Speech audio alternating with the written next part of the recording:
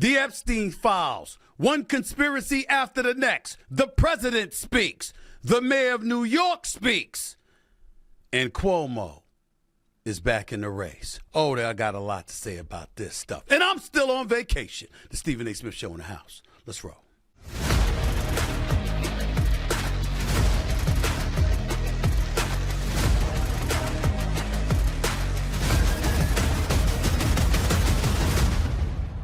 What's up, everybody?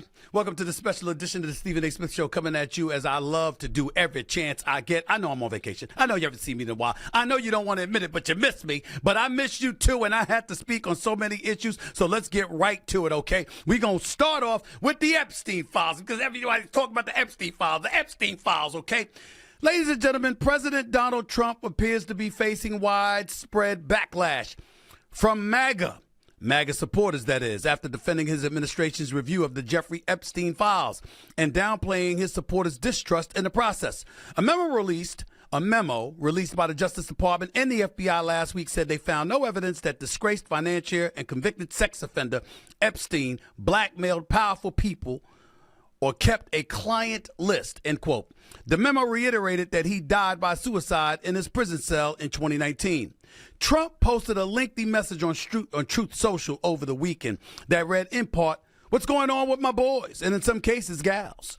They're all going after Attorney General Pam Bondi, who's doing a fantastic job, all caps. We're on one team, MAGA, and I don't like what's happening.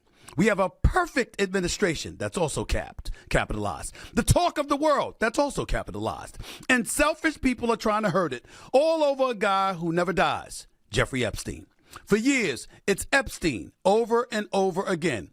Why are we giving publicity to files written by Obama, crooked Hillary, James Comey, John Brennan, and the losers and criminals of the Biden administration who conned the world with the Russia hoax? 51 intelligence agents, the laptop from hell, and more. They created the Epstein files, just like they created the fake Hillary Clinton / Christopher Steele dossier that they used on me. And now my so-called friends are playing right into their hands. Why didn't these radical left lunatics release the Epstein files? If there was anything in there that could have hurt the MAGA movement, why didn't they use it? 1 year ago, our country was dead. Now it's the hottest country in the world. Let's keep it that way and not waste time and energy on Jeffrey Epstein, somebody nobody cares about, end quote, courtesy President Donald Trump on his Truth Social platform. Now, for those of you who may have missed it, Donald Trump hasn't been the only one in the eye of the storm because the Epstein files haven't been released, the client list hasn't been released, and supposedly one doesn't exist and all of this other stuff. Oh, no, he hasn't been the only one in the news where people get going after him. Somehow, some way, they're going after me, too, because of an appearance that I made on Chris Cuomo's show, Cuomo, on News Nation just a few days ago. I made some comments on the Epstein saga that did not sit well with some of you. Before we get into that, listen to what I said at that time, please. Take it away.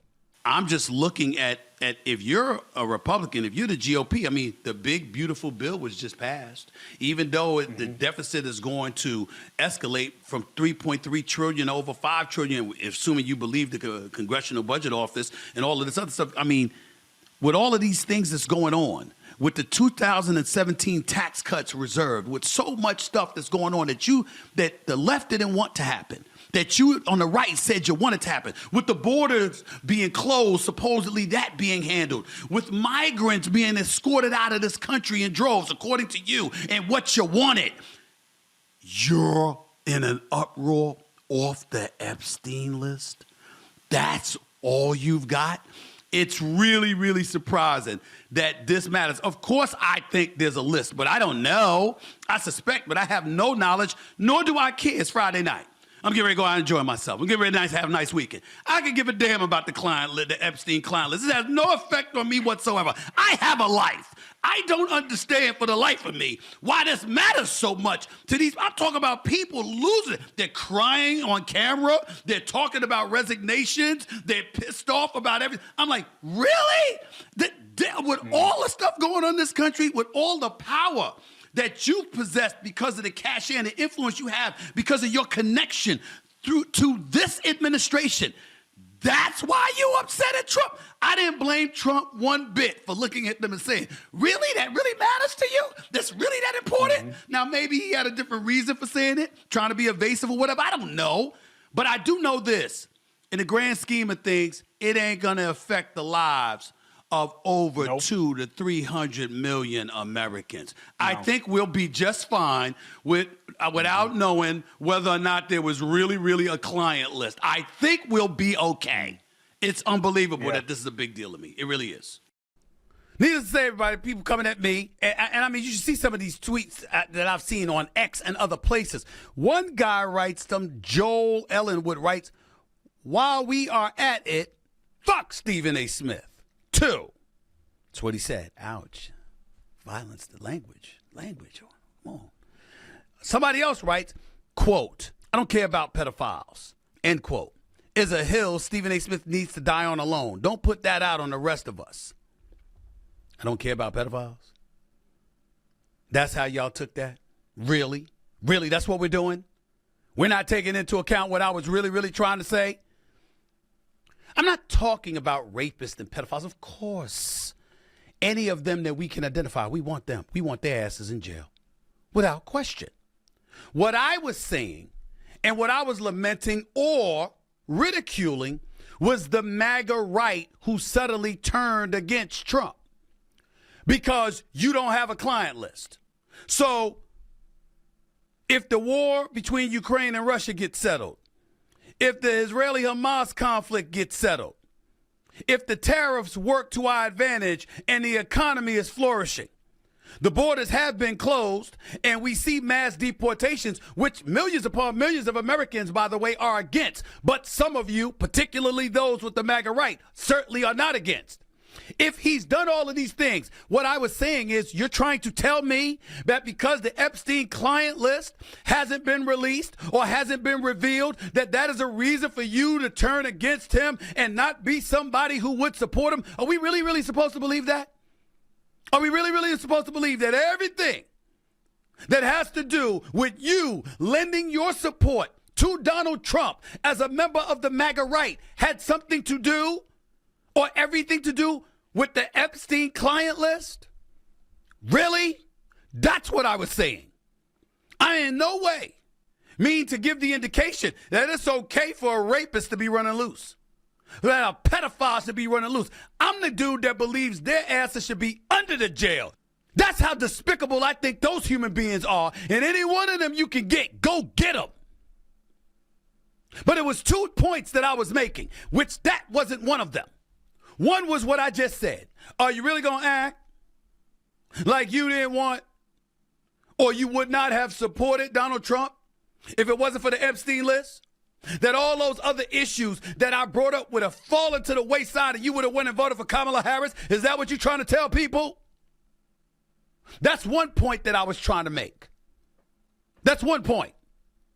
Here's another. That you're really taken aback and upset and, oh my Lord, off the rails because you believe you've been deceived. I don't know a politician that has ever made us feel otherwise. Now, there's levels to it. Some have made you feel more deceived than others. But the reality is that we expect our politicians to say stuff on a campaign and do stuff differently once they win. You tell me an administration when that hasn't happened. You tell me an administration where you can look at promises made and promises kept all the damn time. It doesn't happen. I don't know whether President Trump was on the list or not. I can't wait to talk to Alan Dershowitz one day, the famed attorney who supposedly was on a list until he was completely exonerated. He let the world know he was never a part of it, and he never should have been implicated the way that he was.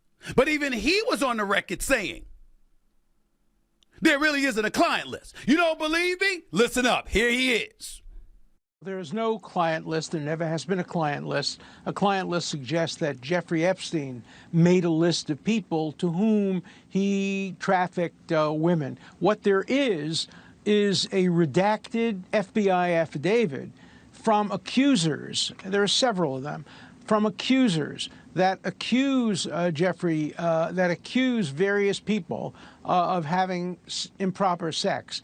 None of them are public figures who are currently in office. Some of them were previously in office. Some of them are dead. But there is no client list.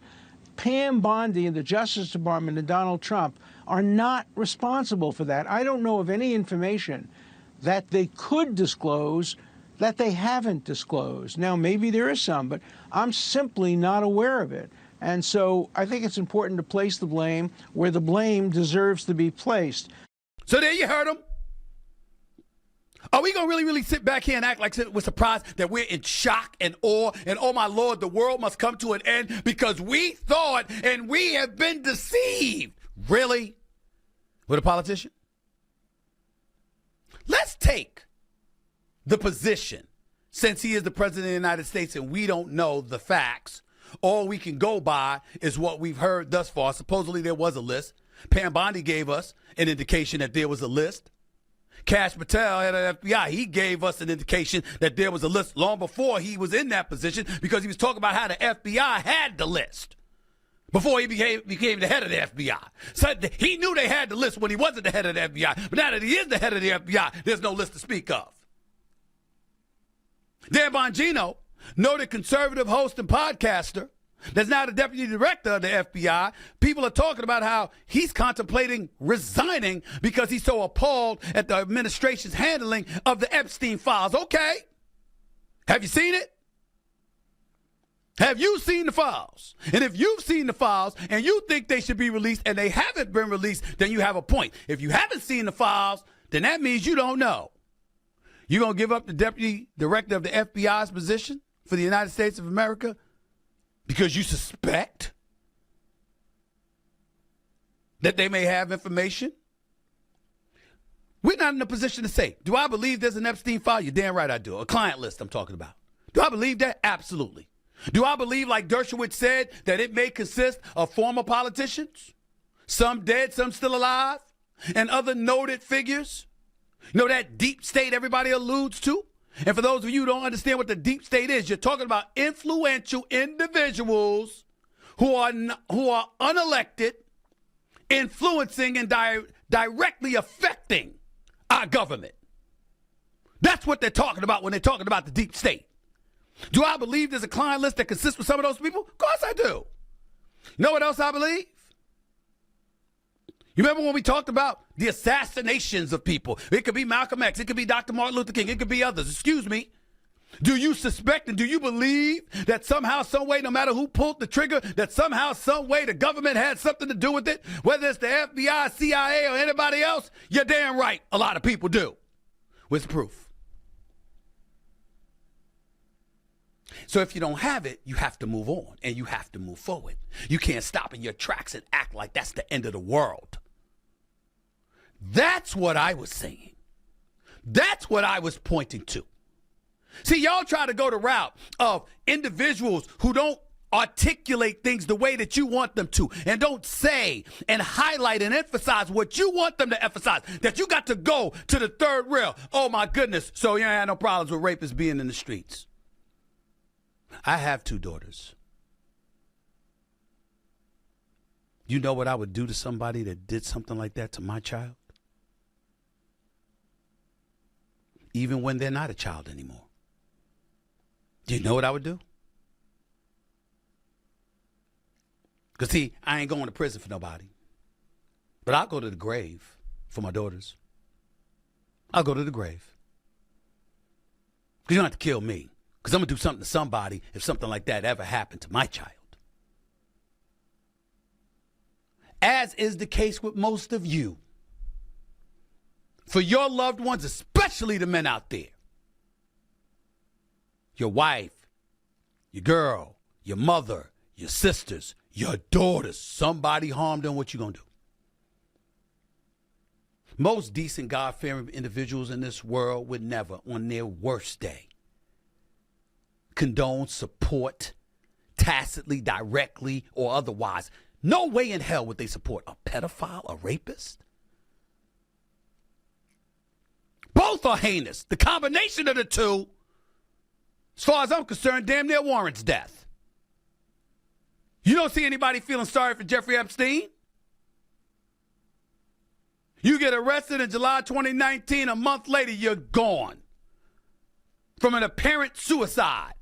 That folks speculate that there was some kind of incendiary, I don't know whether the word is salacious or heinous act that took place. In other words, people have alluded to him potentially being murdered and there being a cover-up, and we're talking about a minute of the tape in the prison being, fogged over. I don't know. What I do know is that no matter what they tell us, if it's not fully disclosed and there's some nuggets of intel that are missing,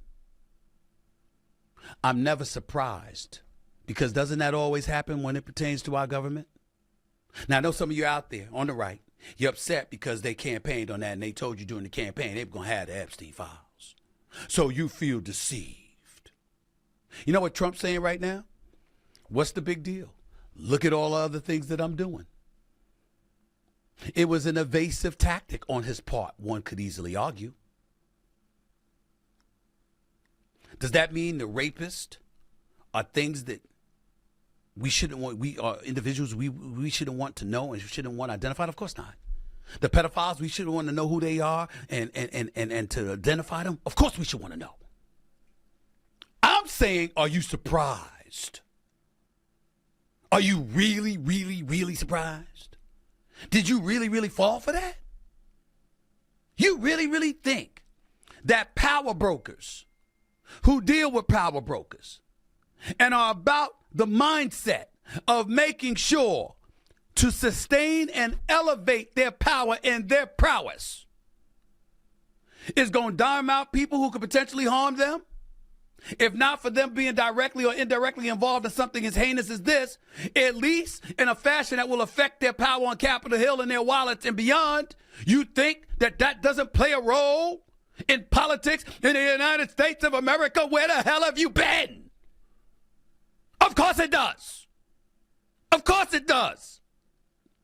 And it always will.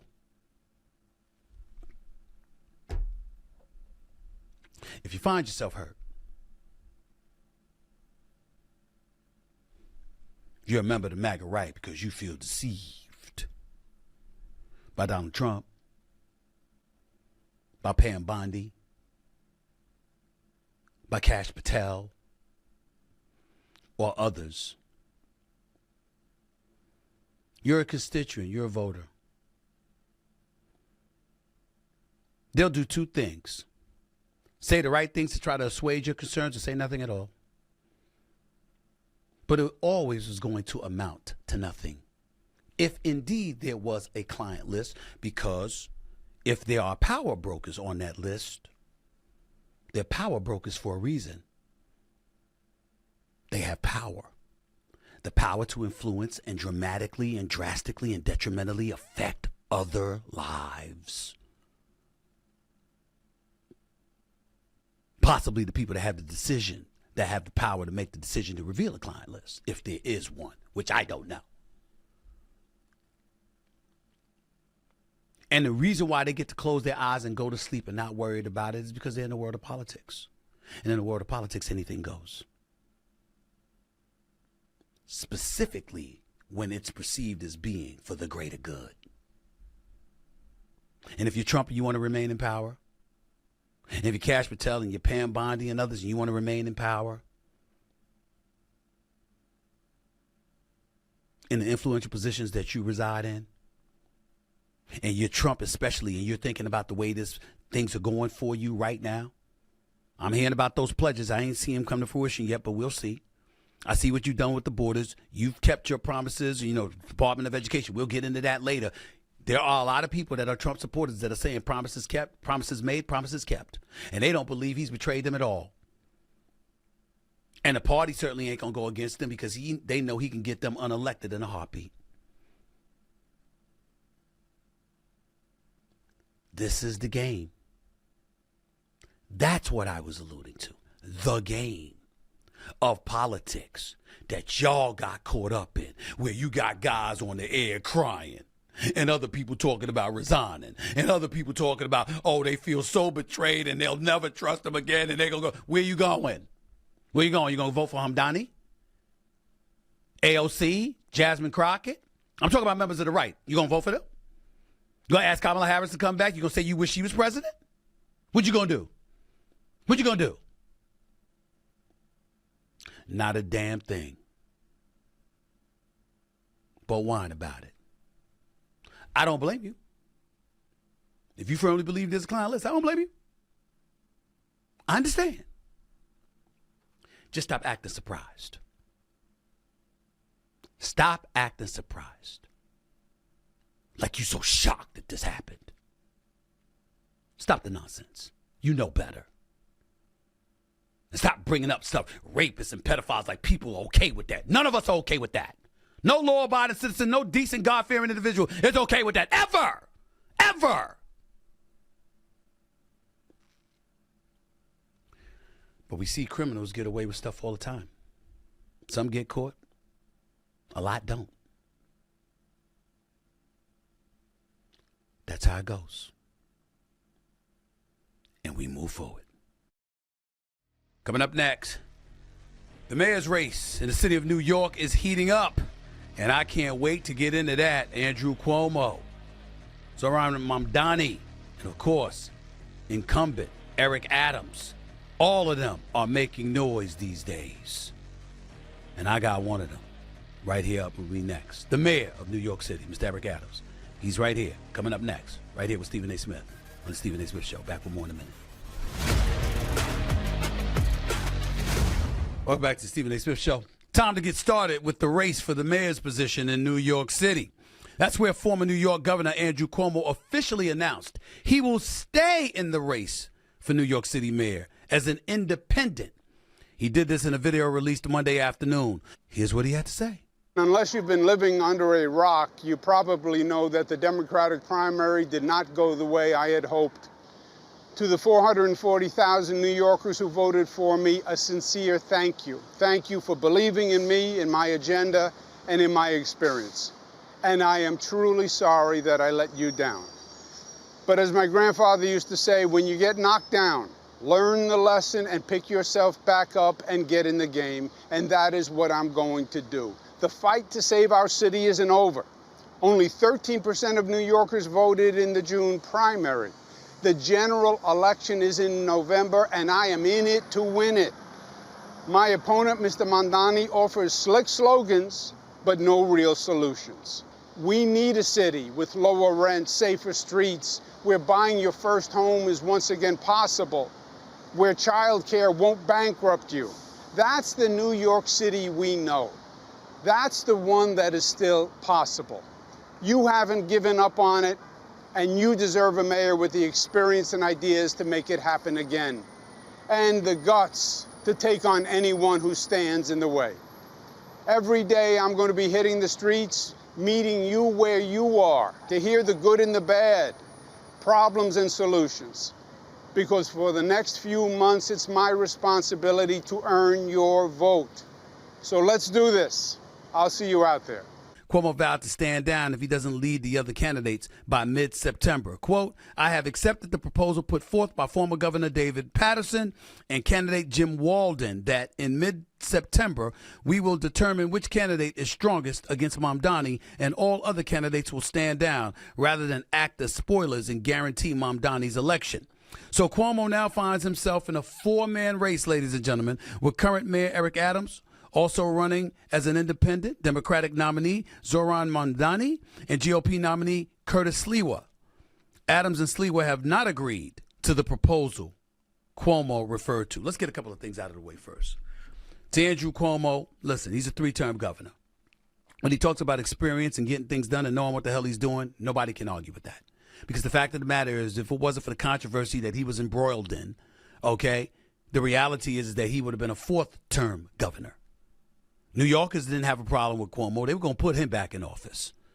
But the powers that be brought forth the information that was necessary in their eyes. They wanted to get him out of office. He got out of office, and all of a sudden we didn't hear too much about the cases anymore against him, sexual harassment, all of this other stuff. In the end, he lost the gubernatorial seat. He had to surrender it, and now he's trying to get back in it. I'm looking at this video, and I'm saying to myself, I respect the hell out of Andrew Cuomo. I respect a lot of things that he's done for the state of New York. That video ain't going to cut it against Eric Adams. Let me be very, very clear. I don't believe for 1 second that Eric Adams ain't coming. I don't believe for 1 second that Mamdani has already arrived. And in terms of their youth, their exuberance, their physicality, their conditioning, the shape that they're in, walking from one end of the city to the next, knocking on doors, shaking hands, doing all of this other stuff, it's going to be a challenge for Andrew Cuomo. He's going to have to do a better video than that. He's going to have to resonate better than that. Secondly, when he says that he's in it to win it, but he apologized for letting his supporters down in the primary, how did you let him down? How'd you let him down? Because if it's just about losing, hell, they voted. Is there something that you think you didn't do, Andrew Cuomo? And if there's something that you think you didn't do, why didn't you do it? Because I'm not going to be, listen, Mamdani is welcomed on this show. We are fair people on the Stephen A. Smith Show. Now, I ain't voting for somebody like that. I'm not down with socialism. I'm just telling you that right now. I'm just not down with it. That ain't me. If I was voting in New York City, being a native New Yorker that I am, loving this city the way that I do, if I was still living in New York City and I was voting, it wouldn't be for him. It would be for Eric Adams or Andrew Cuomo. That's me. Because when you say something is free, you automatically turn me off because I don't believe anything is free. I just believe that's another way of saying we're going to tax the rich, which is the same old song and dance we've been hearing from a bevy of politicians for ages. I don't believe it. I don't believe it. Having said that, that doesn't mean I don't respect Mamdani. I don't respect the fact that he's a smart brother that articulates the fears and the passions and the needs for a lot of folks in New York City, especially the desolate and the disenfranchised. And I applaud him for that.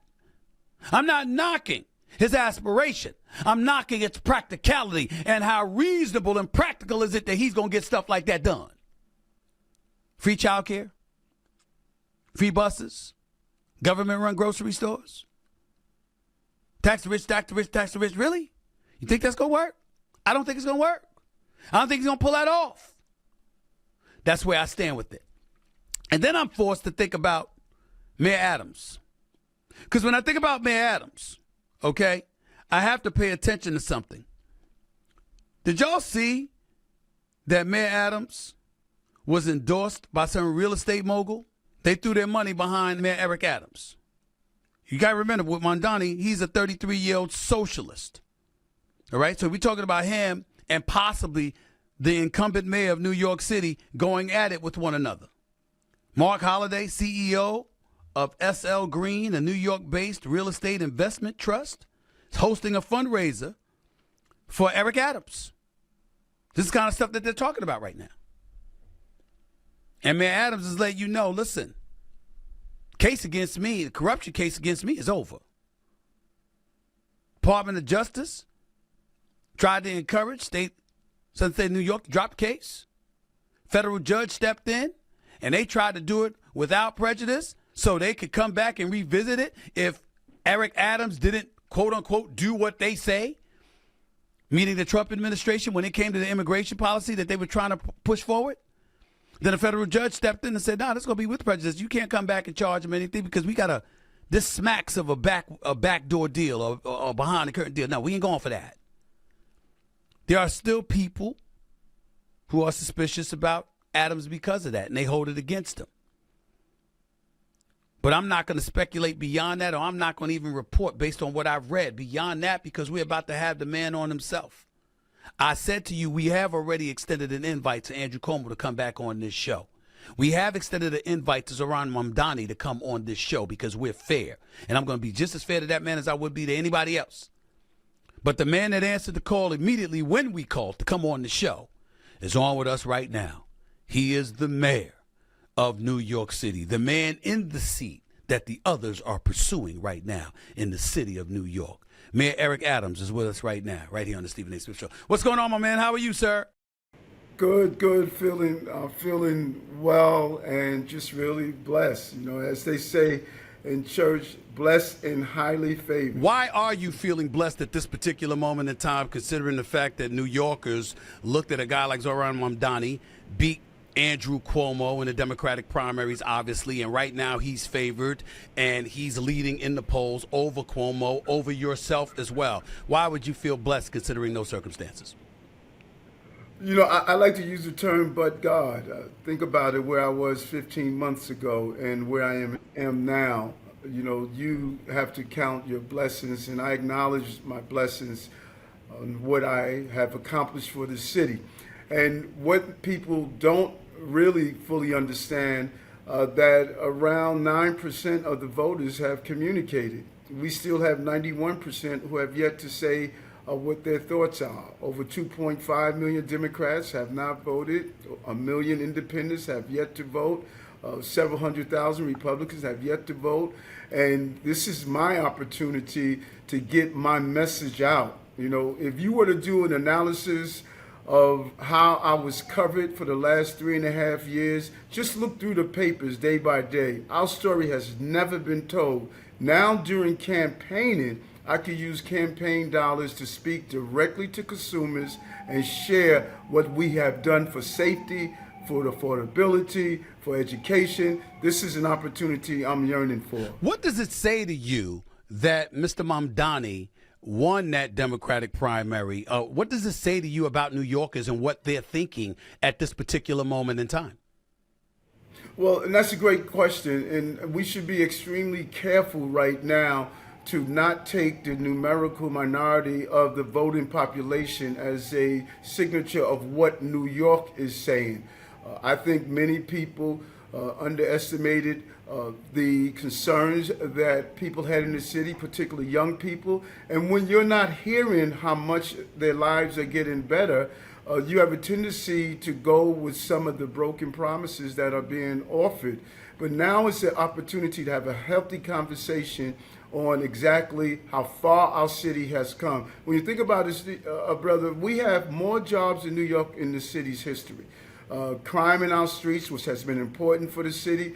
Homicides and shootings are the lowest in recorded history. In individual years, we build more affordable housing. We just announced no income tax for low-income New Yorkers, none at all.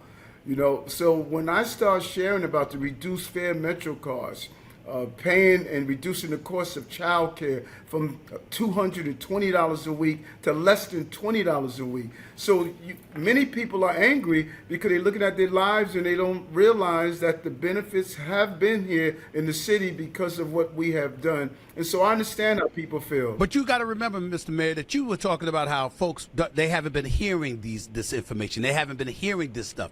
Well, maybe one of the reasons one would argue that they haven't been hearing this stuff is because their mayor has been distracted. We know the corruption case. We know that was dropped. Okay, we know what what the judge ruled. And the belief is that you made a deal with the present administration in the White House. And even though you have categorically denied that, and it's important to make sure we make that statement, the flip side to it is that a lot of New Yorkers are giving the impression they didn't believe you, and they still don't believe you. What do you say to that?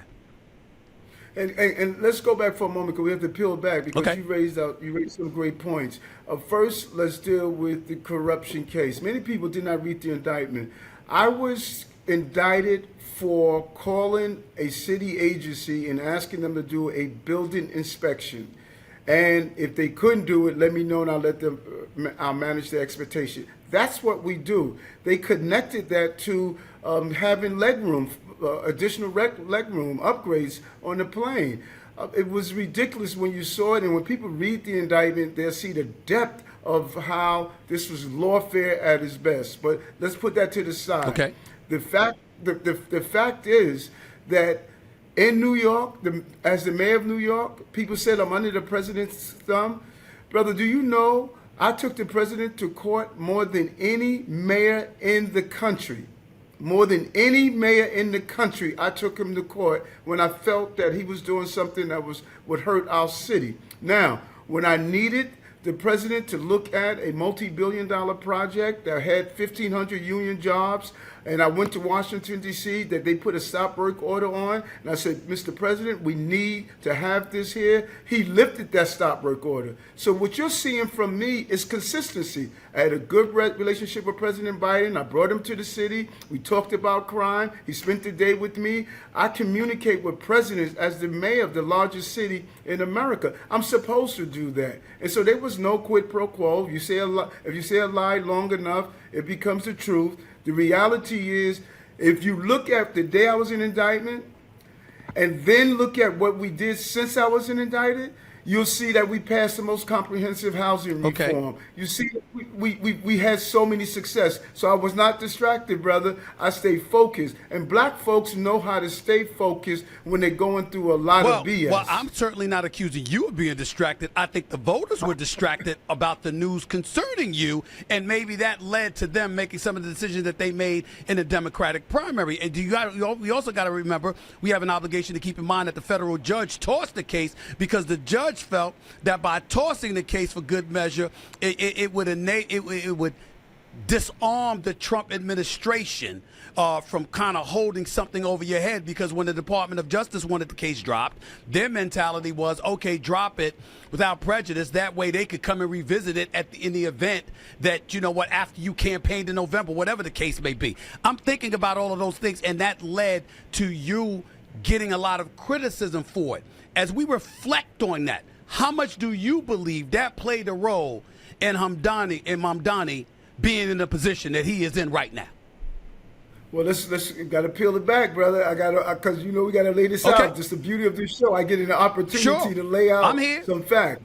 First, which is very important, dismissing without prejudice or dismissing with the possibility of return. That's not abnormal. Okay. That is the normal way they do it. If you look over and over again, I'm not the first case that they do it.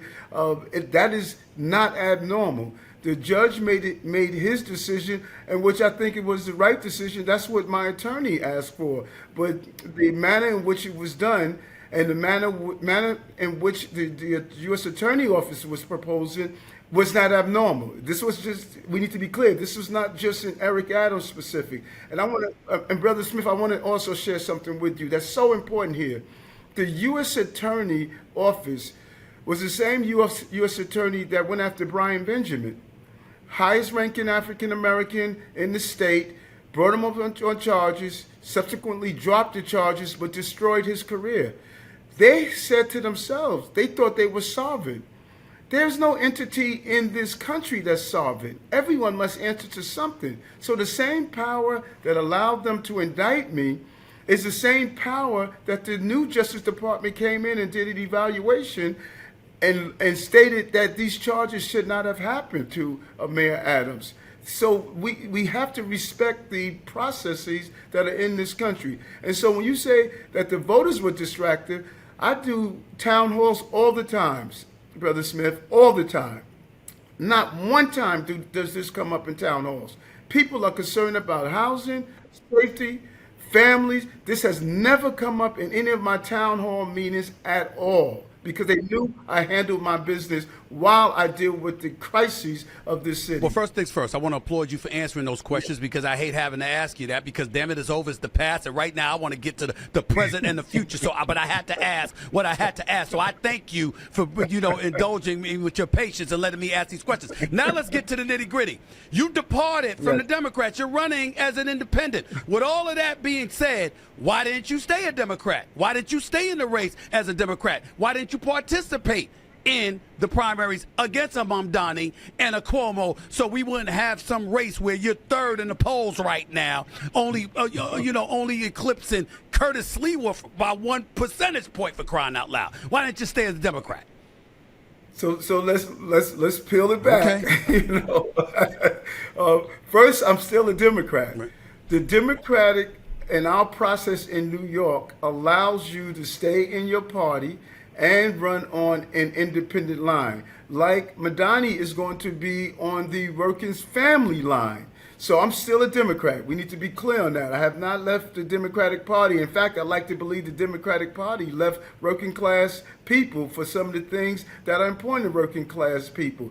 And the reason we decided to run independent, because the judge held up the decision from dismissing it until the day before filing our petitions. We had 25,000 petitions that were signed by New Yorkers, and we said that you don't have time now, Eric, to file those petitions and get your message out. And so many people mocked me when I went independent. But now the political experts are saying it was a brilliant move on Eric's part, because he's now going to be in the general election, not running against 9 people. And you're a sports person.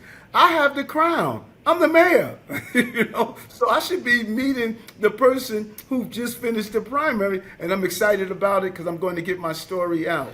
News was out that Andrew Cuomo, the former 3-term governor of the state of New York, obviously the mayoral candidate that's now running as an independent, that ran in the Democratic primary and lost to Mamdani, was essentially asking you to step away so the race wasn't convoluted against Mamdani, because both of you running as independents, the belief is that you'll get in each other's way and it will ensure Mamdani winning the election. You were aghast. You came across aghast at that suggestion, at that request. I want you to take us back to him asking you about that, and what you talking to Stephen A. now. I want you to tell me not just what you said to Andrew Cuomo, but how you said it when you said it. Well, first, let's do this, brother, because you really have to understand this. A lot of people don't know Andrew Cuomo. They used to the name Cuomo because his dad was a great governor of Mario. Yes. But let's understand this person. He has a problem with black men in leadership positions. Really? Let me peel it back for you. Carl McCall ran to be the first black governor. Andrew Cuomo gets in a race and sabotages his race, and he ran on an independent liberal line and refused to get out. Carl McCall did not become the governor. A person named Charlie King ran to become the first black AG. Charlie King raised $5 million, was one of the leading candidates. Andrew Cuomo got in the race, sabotaged his race. Charlie King had to get out. Andrew Cuomo became the AG instead. David Paterson, the first African-American governor, wanted to run for re-election. Andrew Cuomo sabotaged his race. David Paterson wouldn't run for re-election. Andrew Cuomo runs and do the same. He sabotaged Keith Wright's run to be the first black speaker. He has a history when it comes down to black elected officials. There's an article in 2002 that was written by Bob Herbert of the New York Times. You should read that when you get a chance. Let me chime in here, because I want to be fair to Andrew Cuomo. I don't know him. I know his brother a little bit. Don't know him. I interviewed him on this show. And by the way, he's invited to come back on, too, just like I invited you to come back on. I'm a native New Yorker. I got love for the city. And damn it, I want the best man to win. And I ain't going to lie to you. I don't think it's Mamdani. I can tell you that much. But having said all of that, I will say this. The Andrew Cuomo that you just described, I haven't heard black folks talking about him that way. I've heard everybody that has had to go against him complaining about how he will try to take you down now. I mean, so I'm not saying, I'm not gauging whether it was salacious or unethical or anything like that. I'm saying how you described him to be against those black candidates. I'm quite sure there's an abundance of white candidates that would say the same thing about him too. Wouldn't you say? Yep, no, without a doubt, and that's why. So it's not race, is what I'm saying. It's just competition. No, I didn't. No, I was very clear. Okay. And I chose my terminology, my terms very clear. Okay. I did not call him a racist. I said he has a problem against black men. Now you could have a problem against black men without being a racist. Black men in leadership positions. There's a pattern here. We can't ignore the pattern. If it happened one time, just a fluke. Then read the article on how he talked about Carl McCall and Bob Herbert's from the New York Times writing that op-ed, writing that piece on that. So I'm not saying that Andrew is a racist. I'm saying he has a problem against black men leadership. He's fine with going with our grandmothers and going into the churches and going into our senior centers and making our grandmothers feel that, hey, he's the best thing to save black and brown people. But the records show he has sabotaged black men who were in leadership positions, and he's trying. He thought he could do it to me, but I keep telling people I'm from Brownsville, never So run. what did you say to him? You still haven't answered my question, Mr. Mayor. What exactly did you say to him? The tone of which you said it. That's what I'm asking. That's what I'm asking. Well, listen. I don't think the tone has anything to do with it. I made it clear. I'm the sitting mayor, second black mayor of the city of New York. I'm the sitting mayor. He did not want to be mayor. He was the governor. Instead of fighting, if he felt he was right when he was the governor, he should have stayed in the position. He believes running for the mayor of the city of New York is a consolation prize, and it's not. You have to want to be the mayor of the city. So my message was clear to him. The last mayor we had of color was 30 years ago. David Dinkins. How would I look to be stepping down to him who stepped down from his obligation as the governor? That's not going to happen. I'm thinking about how Cuomo has come out and he has said that he's agreed with former Governor David Paterson and others that come September, if the polls show that he's a detriment and a liability in this race, that he will step away. And essentially, he's looking for folks like yourself and others to make the same proclamation. What are your thoughts about that? Will you do that yourself in terms of taking a position and look at your position in September and and deciding whether or not you're going to step down so you don't get in the way, you don't join up with one another and get in each other's way and elevate Mamdani to the mayor's position? So let's peel this back. Cuomo knew I was on the independent line. He knew Mamdani was on working family line, so he knew that the two of us were going to be in the general. Yet he threw his name into the general election. He created this scenario. And so let me tell you how he works. Jim Walden allegedly was the one that came up with the idea. If you listen to the polls, Jim Walden is 1% in the poll. Why would Jim Walden state that whoever is the highest in the poll, everyone should circle around? You know why? Because Cuomo's told him to do that, I bet you. That's how Cuomo works. He throws a rock, hides his hand, and gives you a Band-Aid when your head is bleeding. Trust me, brother. But before you go into that, let me just share this. Okay. The same polls that Andrew was talking about had him 40 points up. The day before the primary race, they had him 10 points up. He lost by 13 points because he doesn't understand the dynamics of this race is going to be dealing with new voters and voters turnout. And pollsters go with voters who are likely to vote. Those are triple primes and double primes that people call. So we can't trust anything Cuomo states. That's what I'm trying to share with you, brother. Okay. This is the unethical person when it comes down to keeping his word. You know what he said last year when he was running? What? He told black leaders in the city that I will not run against Eric Adams. If Eric Adams survives the case, I won't be running against him. He told them over and over again, and he broke that word. After the election, he said that let's wait until the ranked choice voting numbers. His numbers dropped even more. You can't trust what Andrew says. I know you don't quite understand that. I do. But I served with him. I understand what you're saying. I just don't know the man well enough to agree or disagree with you, but I comprehend what you're saying.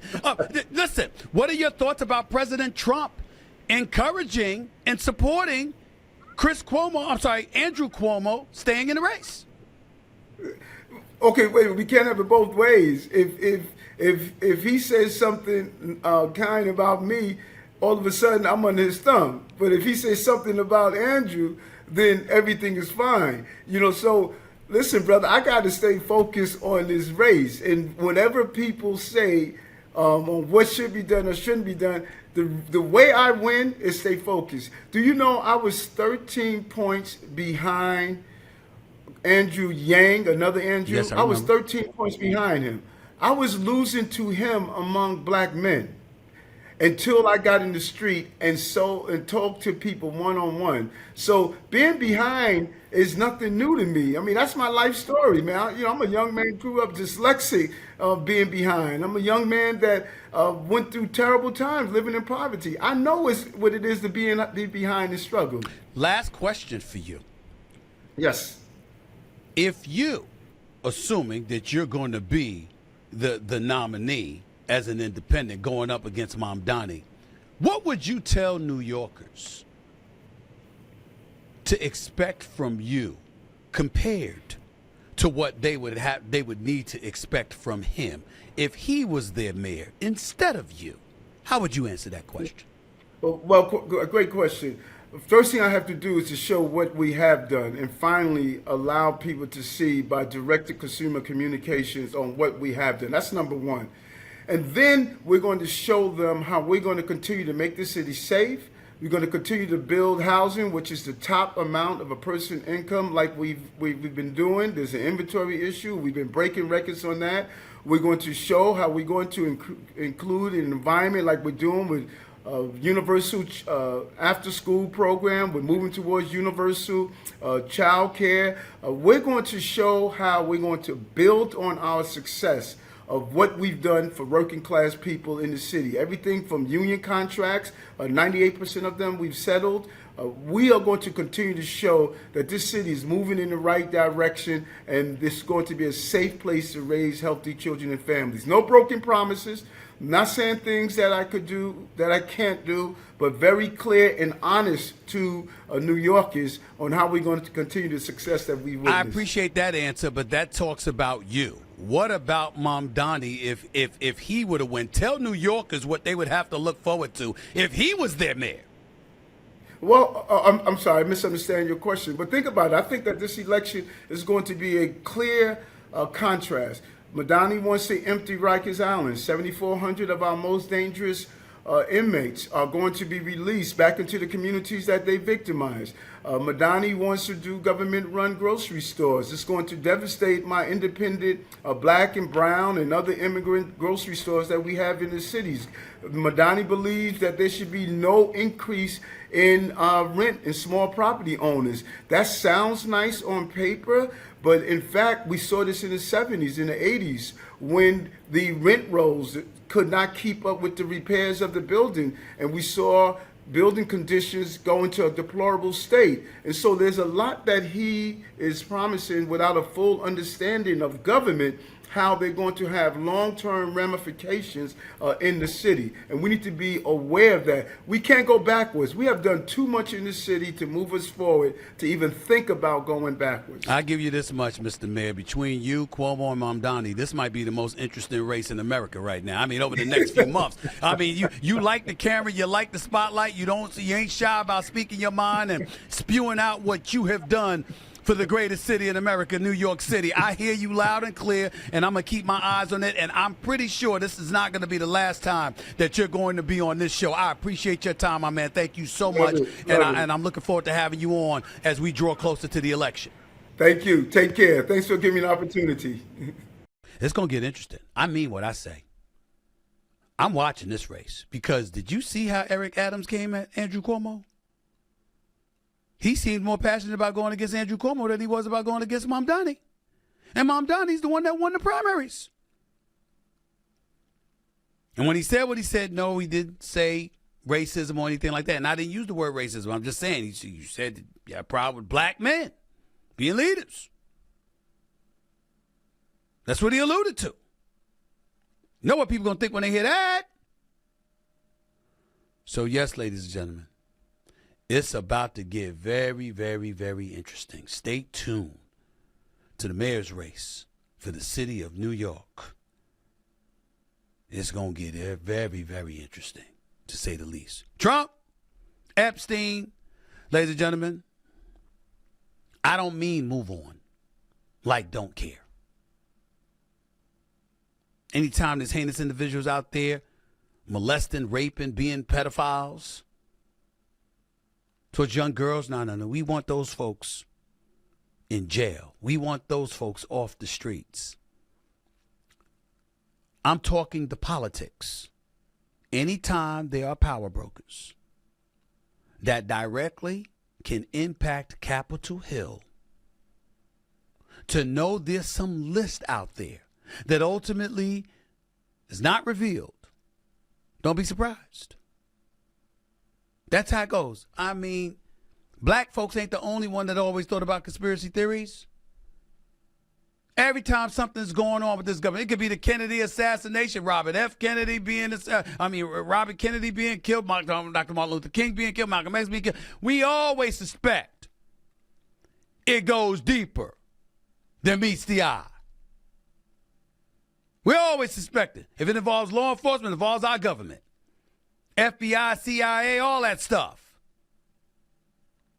As things change, they remain the same. I'm sorry if that ails so many people.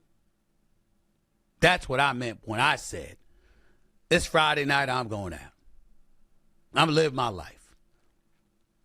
Because I don't hold on